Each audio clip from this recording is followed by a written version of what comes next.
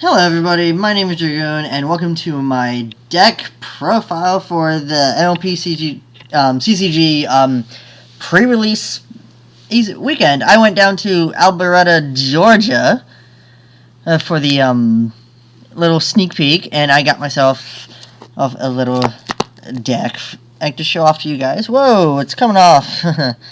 Actually bought some sweet Fluttershy sleeves, as you can see there. But yeah, I'm going to go through my deck. I highly suggest that you first go to Interplay's Facebook page and then read up on all the rules, because that's what I did. I read all the rules, and this game is actually pretty awesome. I'm actually liking it. So without further ado, let's get to the deck profile. My main character, as you can see right here, is Applejack, Steadfast Farm Pony. She has a home limit of 3, like most main characters.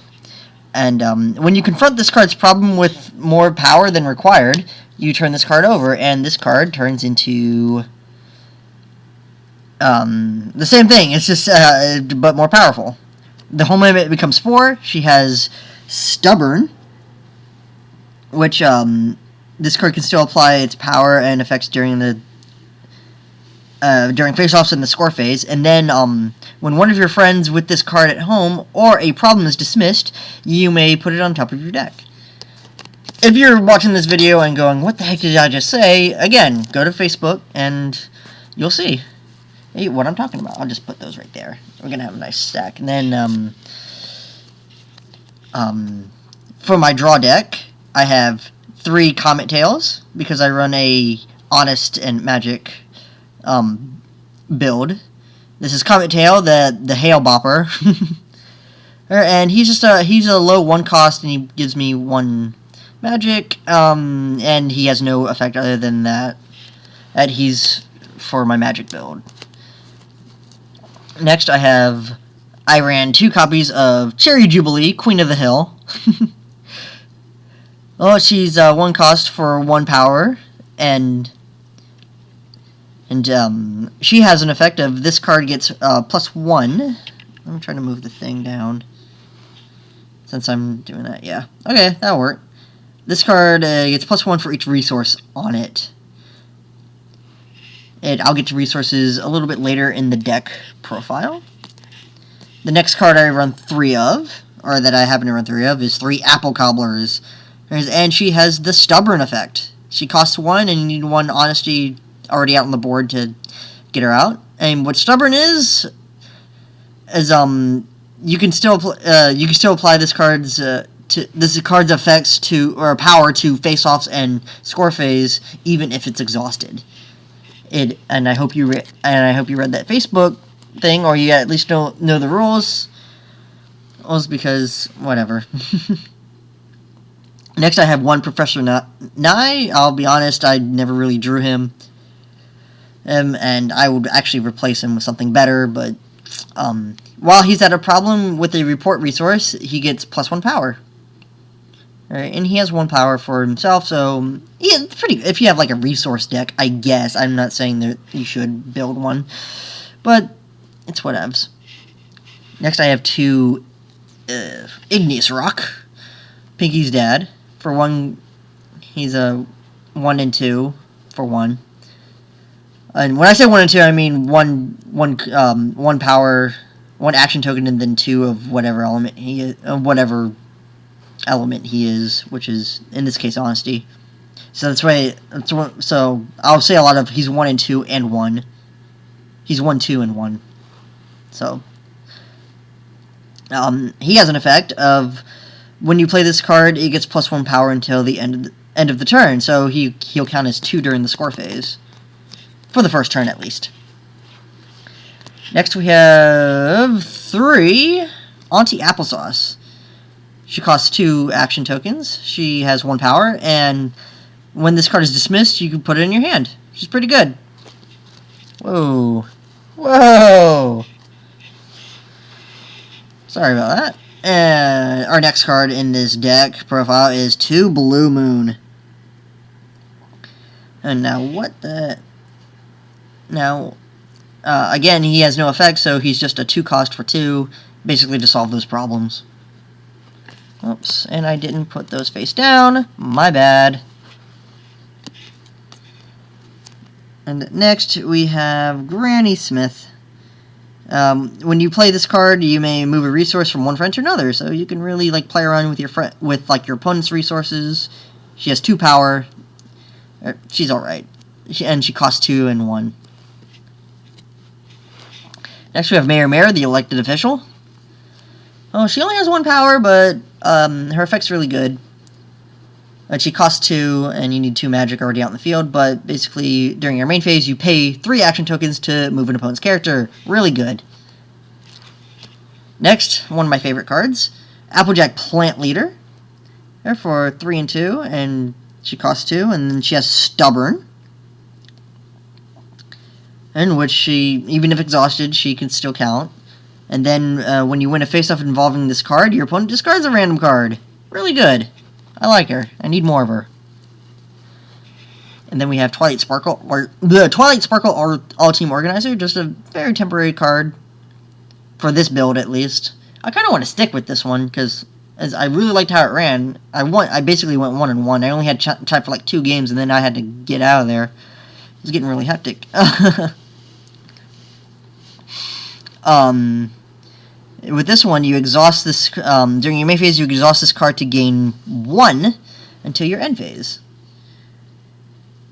And she has 2 power, so she's pretty nice.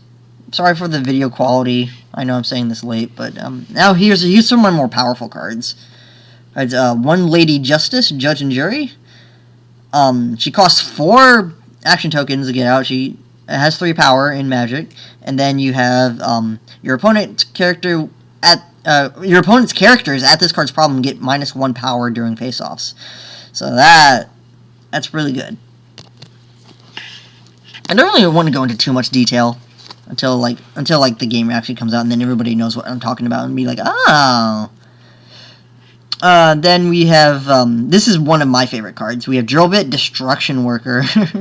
he costs 4, and you need to have 2 Honesty already out on the board to summon him, and he counts as 3, but when you play this card, your opponent discards a random card. Alright, so, yeah, you don't even have to solve anything, you just, as soon as he's played, it's like, my opponent discards a card. Alright, plus, I love his flavor text. It's probably the best flavor text ever. I don't know if you can read it, but it says, some ponies ask me why I use power tools on clouds. I tell them because I can. It's like YOLO, right? And the next one, as you can see, I have the promo Nightmare Moon, and it's very shiny. And this is actually an alternate art for the for Nightmare Moon. This card you can get in the main series when it does come out officially, which would be this Friday, depending on the time you're seeing this. It should go up. You should be seeing this on like Monday or something like that.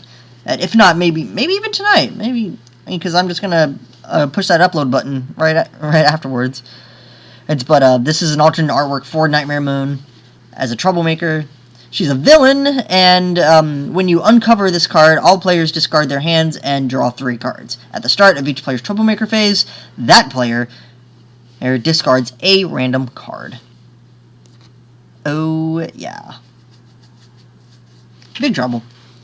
Then I have 2 purple Parasprites.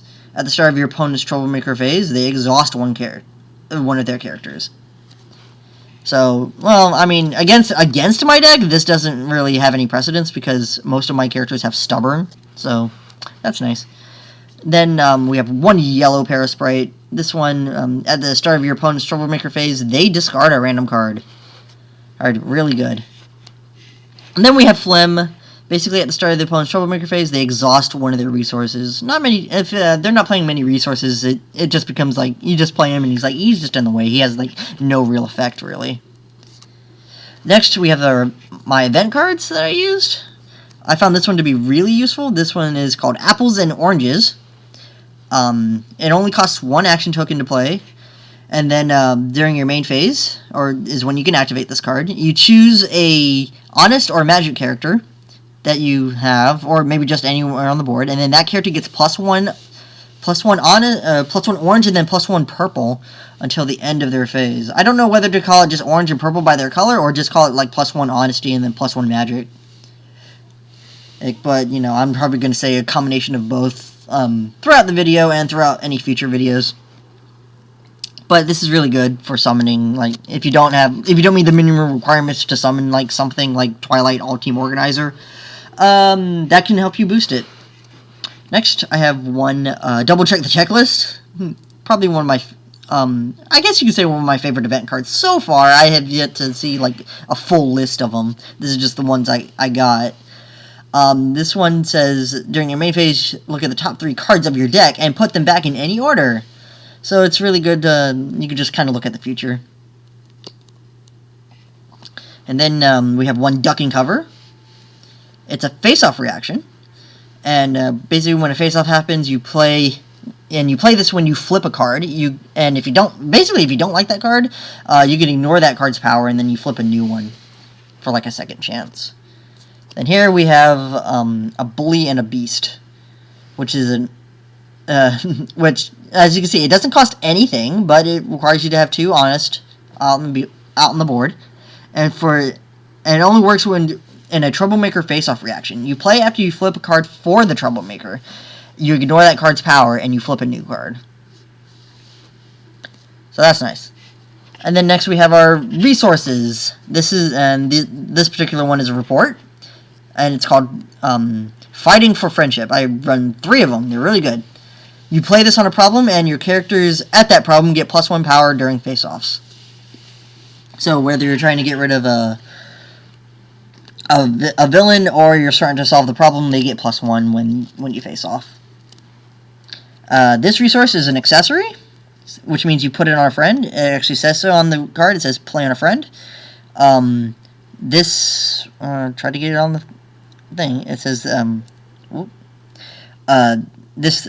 you play it on a friend, and this friend has Stubborn, so you can give Stubborn to a friend. I'd expect them to have like a description of what Stubborn is, which is what you have on the character cards themselves, but this one just says Stubborn, so it's really nice. Because if you've read like the rules like at this point, you should know what everything is, essentially. Or you're still trying to learn. This one is a report resource. You play this on a problem, and when you win a face-off at this problem, you gain 1. You gain 1 action token. So, it's cool. And then the last resource I run is a condition. Not many conditions I saw. This one was pretty much one of the better ones. You play this on a friend, and this friend gets -5 power during the score phase. And if you notice, nothing in my deck was really over 3. So this is basically like automatic 0. But that does denote that there are actually some characters in this game that are going to have like 5 power, and those are going to be like some really costly ones. And I'm really interested to see which ones those are.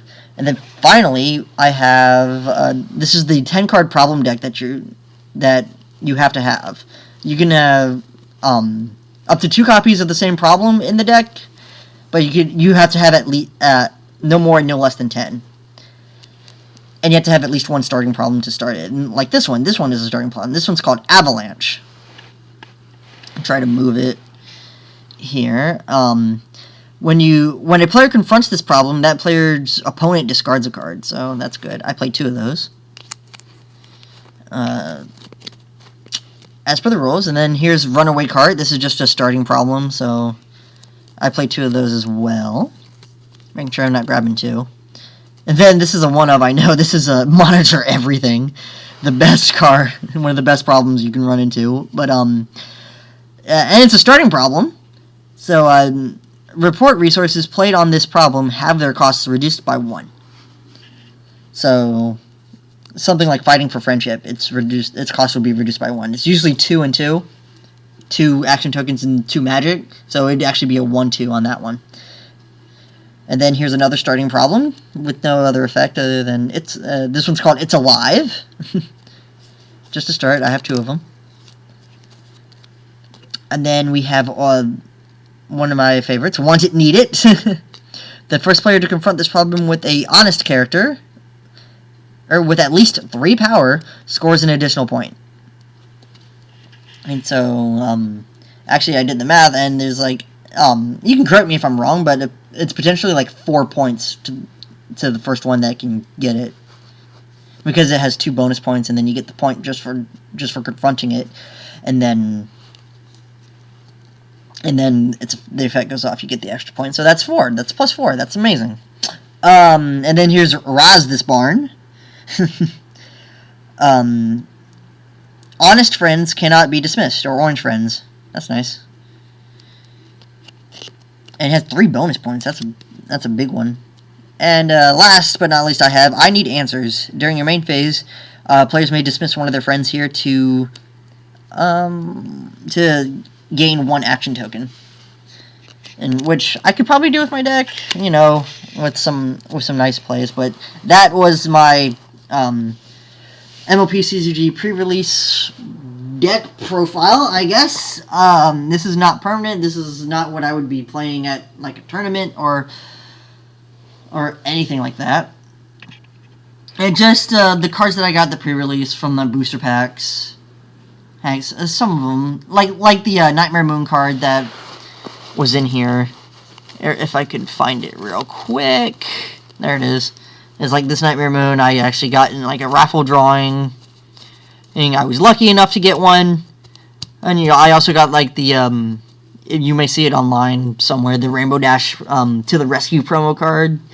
That card is not in the main set, and I don't really have it ready to show you. But if you would like to see it, I actually posted a lot of pictures on my Twitter already. If you are following me on Twitter, and then you've pretty much seen like all the cards I've gotten on there. So I would like to thank you for watching my video.